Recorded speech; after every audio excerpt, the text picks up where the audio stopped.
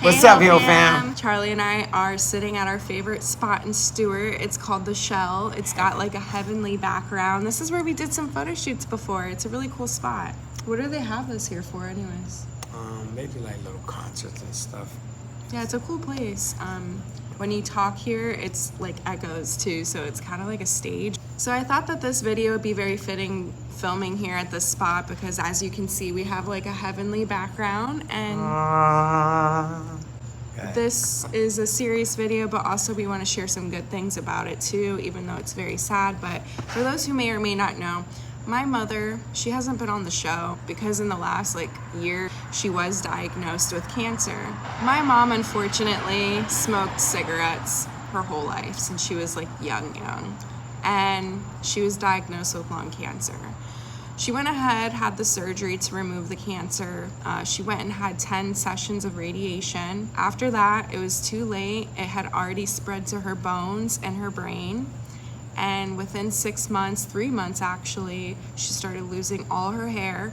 She got down to 83 pounds. And it just came to a point where it was stressing me out because I lived with my mom and I had to take care of her and be her caretaker, and then all my siblings and I would try to figure out how to care for her in this whole process and grieve because we literally saw her slowly passing. So taking her to her doctor appointments and stuff and playing nurse and just being like her daughter and stuff and know that she's losing her mind mentally, she wasn't there anymore. It wasn't my mother. And she was also stressed out a lot and in pain and crying. So it hurt me and I was definitely going through an emotional roller coaster, and I feel bad for Charlie because he's my partner, so obviously he sees me going through these emotional roller coasters and he's trying to help me. So another thing is I've already grieved before, but this is probably by far the worst grief I've ever had to endure. I lost my dad at the age of 17 and then I lost my stepdad just in 2019. So I already experienced loss before, but losing my mother has by far been the worst because of how she suffered. And also I have some trauma. Me and my mom, our relationship was a little rocky. My mom also in the past has other health issues that she's struggled with. So her whole life she's really had health issues. She didn't really take care of herself, and I hate to say that, but that's why I always stress to people, take care of yourself while you can. Live good so that you have that quality of life to live as long as you can. I got Charlie on vitamins. I got him working out. We're both just really about cautious what we eat now because I want him to live as long as possible too. And it's not only about that, you look better, you feel better. This guy has been through everything with me into the last year about just up and down roller coaster, my emotions. It's not been fun. I can only imagine, I don't know how many of you have actually lost a parent who you're close to. Damn, man, I could only imagine to see someone, I don't care who it is, I don't care, I don't wish this upon anybody. Cancer is bad, man. I got to see it, and it doesn't affect just the person, it affects the whole family. So people who's next to the family too, everybody's affected. It was hard seeing the family together. It sucked that everything's happening. It sucks that everything's happening, but just to see the kids and all, I had a great time seeing all the family together. That's a very good point you brought up because unfortunately, as we grow older and we have our own families and cultivate our own relationships with people, we tend to kind of fall off on having a relationship with our family, and we don't see each other as often, only on Thanksgiving and stuff. And my family has been very involved more because of this, and we wanted to make sure my mom was okay and we all got that quality time with her and together as a family because we didn't know when her last day was. And so my advice to anybody out there who's dealing with a loved one who has cancer or dying of some sort, just spend as much quality time with them as possible. Try to treat them nice and have patience with them. My mom also struggled with mental health issues. Family is not perfect. This is for another video, another time. I don't know if I'm ready to share this part yet with you guys, but there's a lot of things that I could share with you guys, and I'm sure there's people out there that have experienced similar things and they could benefit hearing my story. But I feel right now is not the time. This is just focusing on mostly what I've endured, what happened, and how we're gonna proceed further. The biggest thing is, like I said, spend time with your loved ones. And the thing I'm so happy I did was tell my mother before she passed away that I loved her and that I forgive her for everything, because we had a lot of negative conflict in the last few years, and I'm glad I was able to have a clean slate with her and let her know I love her and forgive her. Shout out to Treasure Coast Hospice, because they have helped me and my family tremendously. They have been so nice and fantastic in every way possible. For food, for helping my animals with their medication or grooming. They helped us clean our house. Like, they were really involved and did such a phenomenal job. So shout out to Treasure Coast Hospice. We knew that it was almost the end when my mom stopped eating and drinking, and then she couldn't even take her medications anymore. I had to literally shove it in the back of her throat. And at that point, that's not a quality way of living. So they decided to transfer her to the respite facility to prepare her basically to pass.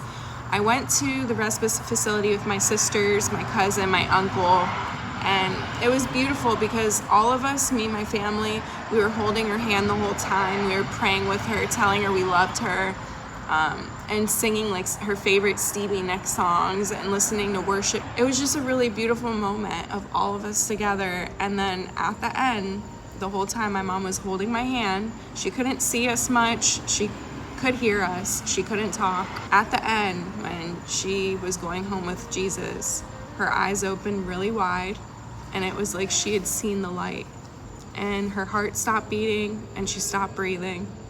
I strongly believe that God has her right now, and she's in so much glory and happiness. And the most beautiful thing too is that when I left the facility after she passed, my sister stayed because she wanted to make sure that the people that were getting her body to take her, everything went smoothly. My sister got a picture of her. I'm not going to post that picture because it's very personal, but it looked like my mom was smiling. She looked like she was peacefully smiling and sleeping. And so I'm just so grateful that she's not suffering anymore. My mom had a hard life, guys. That's a whole nother video, but she had a hard life. So I have sympathy for her, and I'm just so glad that she's in a better place now. What I want to let y'all know is, you know what was cool? Like, the family got together, and man, you gotta let things go, people, man. Why don't change the narrative and start spending time with each other while we're alive, man? Real talk. Get with your people while they're alive, man. Plan every Sunday or every other Sunday or one Sunday of the month. Y'all get together and man, hash out your differences too. Listen, be man enough. You a man, be man enough to talk, okay, about your differences, okay? You're not always gonna be right. You gotta learn to compromise, especially with family members, man. Oh, I don't talk to him because he did something back in 1977. Like, get over it. Okay, stop, okay? Family, got kids. You probably don't talk to your brother because something that happened in 77 and them kids, nephew, yeah, I mean, they want to see each other. But even if you got an ex-wife or something like that, and you've been being a butt, oh, she's got a new guy and all that. Man, be family. They got family on that side. Let them see the family, man. Move on. You know, I'm all about boundaries and having healthy relationships, and if people don't want to have healthy relationships, I'm all for cutting people off. I don't care who it is, if it's by blood. Sometimes people that aren't blood are more family to you than your actual blood, and that's real. But I understand what Charlie's saying too. It's very true. Like, petty stuff, guys, let it go. Life is too damn short to be fighting over stupid things and differences. Like, we're all gonna have disagreements sometimes. Move forward, forgive each other, because holding on to that bitterness and resentment, and that's why I'm so glad I forgave my mom before she passed, because there was a lot of issues, but I'm glad, like, it felt like a weight lifted off me. Like, I'm just so happy that, like, me and my mom both forgave each other and we were able to move on in peace, and then me and my family all coming together. Like, you don't understand how good that makes somebody feel. And some people think, oh, well, they don't deserve forgiveness. It's not about them deserving it. It's for you. It's for you, so that you feel peace. Because holding on to that stuff is not good for you, honey. Not good. Especially if you're going through something like this, find somebody to talk to. Find somebody. Open up. Anybody. Be able to tell them, hey, man, I'm not feeling good. It's okay to say, I'm not feeling good, and I need somebody to talk to, or I need you to come for a walk with me, man, and calm me down a little. You know, it's okay. Call somebody. And with that being said, man, that's where we were this whole time, y'all. We've been handling life, okay? The Hill fam, we just like you. Like we tell y'all every day, we just like you. Real things gonna happen, man. And we're not going to go nowhere, and we're not gonna keep nothing from you. So that's what's been going on. It wasn't good at all. Yeah, but I kind of didn't feel like being on camera and stuff going through that. And it's like, I don't want to pretend and be fake either. I always want to aim to be transparent and honest with you guys. And, you know, I'm finally able to stop crying constantly. I was crying like every day. Like once I started praying again and seeking my faith, God has comforted me. And he's just let me know that he is my heavenly father, even though I don't have earthly parents anymore. I'm thankful I have a relationship with God. I'm thankful for Charlie. I'm thankful for my family, for all of us coming together. And I'm thankful for you guys because honestly, you guys are family. It's crazy. Like some of you I haven't met in person, but you guys treat us like family. I can tell the love just through your comments. So I appreciate you guys. Definitely. Hey, we got a lot of positive things going on too that we're gonna share with y'all later. You gotta watch the show, so check it out. We have a lot of good stuff coming, guys. Yeah. So while this was all going on, we were building the portal. So I'm gonna end this with letting y'all know that we built the portal, and the portal is so that we can teleport ourselves to you guys more often, okay? So we're gonna be in the portal a lot doing work. We got things planned, we got skits we can do.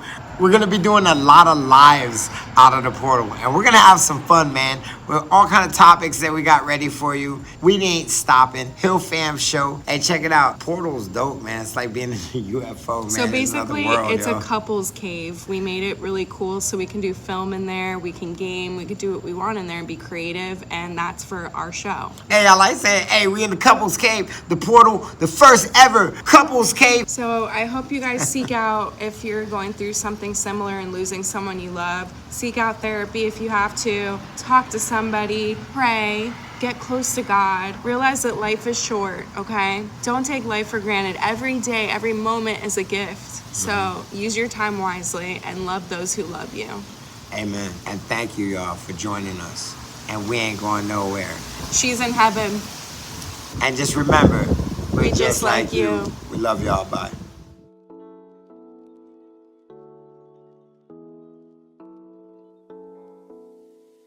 In honor of my mother, her children and grandchildren met up at her favorite restaurant called Mulligan's.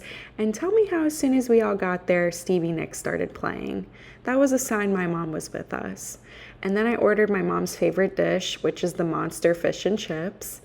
And we got to spend quality time together as a family and just talk about memories with our Nana Dukes and how much we're gonna miss her. I'm so thankful for my family and had such a beautiful day together honoring my mother. The best part is that she had planted seeds of faith in each one of us, and we will forever have that faith. She's probably dancing right now in heaven, and she's happy that all her family is gathered today. That's her biggest thing that she always wanted, was her family together and not to be alone. So right now we're all gathered. So my mom was lovingly referred to as Nana Dukes by all her grandchildren and her kids.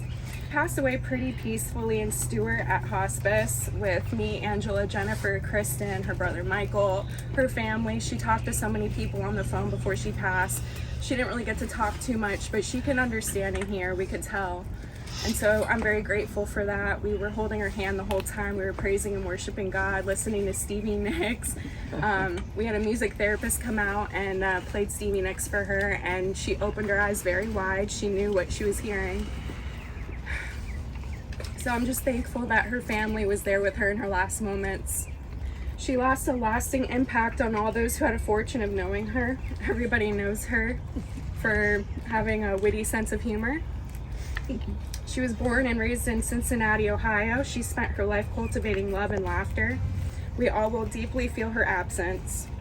A devoted member of Mishkan David Messianic congregation, where she learned about her faith from Rabbi Gabriel Simkin. She had a huge faith and love for Yeshua. She tried to share her faith to everybody. Sometimes it made people uncomfortable, but hey, God used her. Her interests included cooking. Her love language was always feeding everybody she could. Literally, like that was her love language. If you ate her food, that was gonna make her the happiest woman in the world. She would always look out for people, sometimes even more than her family. A stranger on the road, she'd give her shirt off her back. She absolutely loved animals. She would feed my 2 pit bulls cheeseburgers. And we had a bunch of squirrels in our backyard, and she would feed them peanuts and crackers. She just loved animals and even built them a little house. I got that from her, and then also my grandmother Julie, whom passed away, was also a huge animal lover. You would always see her jamming out to Stevie Nicks and Fleetwood Mac. She would kind of look like her and dress like her a little bit. My dogs, Chica and Bear, the pit bulls that were with her for the last few years of her life, were so close to my mom. They're also mourning. I definitely can see they have her blanket. They're crying, they have anxiety. It's really sad, so they're also mourning. The family takes comfort in imagining our mother dancing to Stevie Nicks in heaven, embraced by divine love, despite the many trials and tribulations my mom faced. She taught everyone in life to live life to the fullest. She has a glorified body now, no more pain, no more suffering, in the kingdom of heaven with Yeshua, surrounded by loved ones who passed before her, including my dad, Mahmoud Ashwas, known as Mike, and her beloved Phil Leeds, who is like a stepfather to me, and her mother, Julie Lendl. Her radiant spirit will forever live on in the hearts of those who loved her. So today we all gathered, and let's try to remember all the good times with my mom, and know that she isn't suffering anymore, because besides the cancer, she's always had some health problems. And so we're just glad that she finally can live in peace and be happy, and we'll meet her again. This isn't the last time, we'll see her. We'll be united with her with the Lord. So thank you guys, everybody, for coming. This was what she wanted, was her family all together. Thank you. I'm going to continue reading a scripture, and of course, I'm here to talk about the Lord, because this is a reality for every human being. And it's a tough day. It's something that we all face, especially people that we love that actually physically die. But physical death is inevitable, but spiritual death or life is a choice. God has given us always a choice. When He gave the commandments, the Torah, to Israel, God, through Moses, said, "I've set before you life and good, and death and evil," and He said, choose. So always given us a choice. Physical death is not a choice, but spiritual life or death is a choice. And it's not about religion, not at all about religion.